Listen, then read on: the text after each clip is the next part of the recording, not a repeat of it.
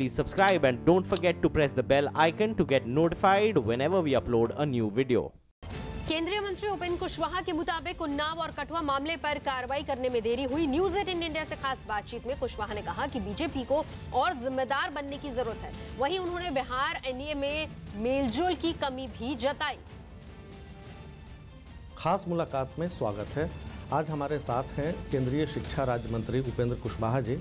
तो इनसे बातचीत का सिलसिला शुरू करते हैं। कुशवाहा जी, पिछले एक महीने में जो राजनीतिक घटनाक्रम है देश में और राज्य में भी, खासकर उपचुनाव के नतीजे आने के बाद बिहार में और कठुआ की जो घटना हुई अभी हाल में और यूपी में उन्नाव में, क्या आपको लगता है कि विपक्ष को एक मौका मिला है भारत एनडीए गठबंधन पर हमला करने का और भाजपा इसको सही तरीके से ठीक से इसको तय नहीं कर पाई कि कैसे हम डील करें? हाँ, इन दोनों घटनाओं में तो निश्चित रूप से देर हुई है, यह तो कोई भी व्यक्ति कहेगा, क्योंकि घटना होती है और उस घटना में एक ऐसे व्यक्ति का नाम आता है जो खास है, आम नहीं है। तो उस तरह के लोगों के ऊपर कोई आरोप लगे तो जनता के बीच सच्चाई क्या है जल्दी से जल्दी जाए, इस बात का प्रबंध सरकार को, संबंधित अथॉरिटी को करना चाहिए। क्या बिहार में भी आप मानते हैं कि जो एनडीए के नेता हैं या एनडीए की पतवार नरेंद्र मोदी जी के हाथ में है, नीतीश जी के हाथ में नहीं है?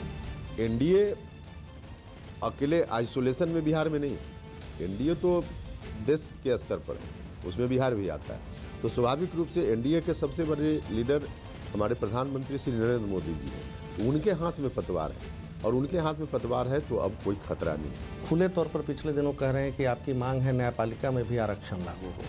SC/ST एक्ट का एक अलग मुद्दा है। शिक्षा नीति ऐसी चीज़ है जिस पर आप खुले तौर पर जो बिहार सरकार की नीति है उसको आप गलत बताते आए हैं।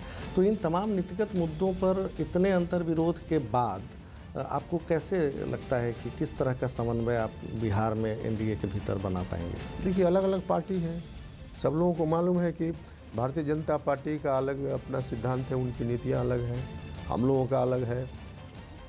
तो अलग अलग नीति सिद्धांत वाली पार्टी एक साथ गठबंधन में रहती है। अगर अलग अलग सिद्धांत नहीं होंगे, अलग अलग नीतियां नहीं होंगी तो सब मिलकर एक दल क्यों नहीं हो जाएगी?